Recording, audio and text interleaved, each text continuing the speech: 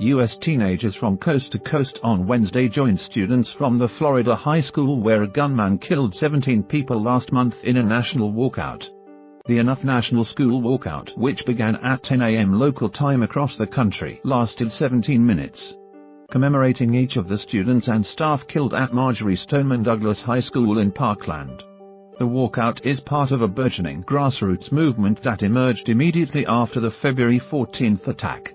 Led by student survivors, activists have lobbied state and federal lawmakers and even met with President Donald Trump to call for new restrictions on gun ownership, a right protected by the Second Amendment of the U.S. Constitution. It's really amazing how much awareness we've brought to this issue and so many people are willing to participate, said Stoneman Douglas senior Ashley Schulman on Tuesday.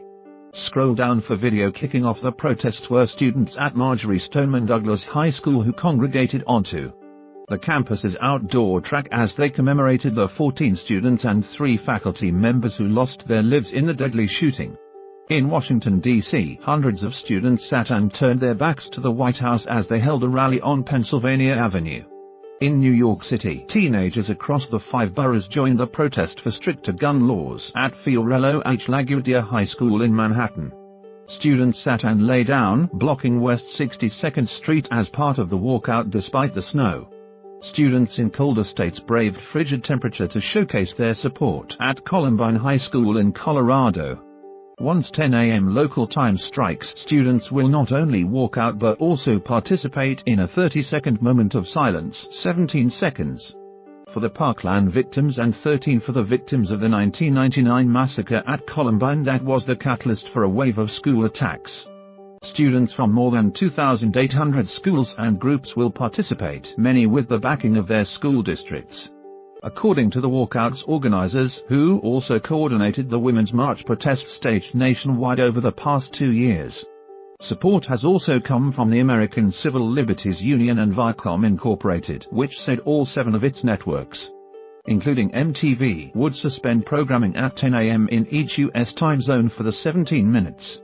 The protest will take place a day after Florida prosecutors said they would seek the death penalty for Nicholas Cruz, who has been charged with 17 counts of premeditated murder and 17 counts of attempted murder for the mass shooting. Robert Runcie, the Broward County School Superintendent, said the district, which includes Stoneman Douglas, would respect the free speech rights of students and allow them to participate in the demonstration. But a few school districts around the country have warned against protests during school hours. Administrators in Sayreville, New Jersey told students that anyone who walked out of class would face punishment.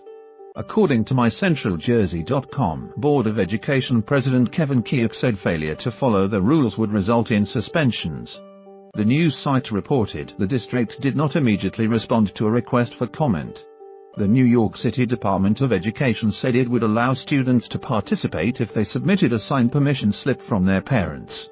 It would consider the walkout an excused absence. In Newtown, Pennsylvania, Council Rock School District will designate an area inside schools where students could gather in a non-political fashion to remember the shooting victims. Officials will block all entrance and exit points for the duration of the protest to prevent any walkout.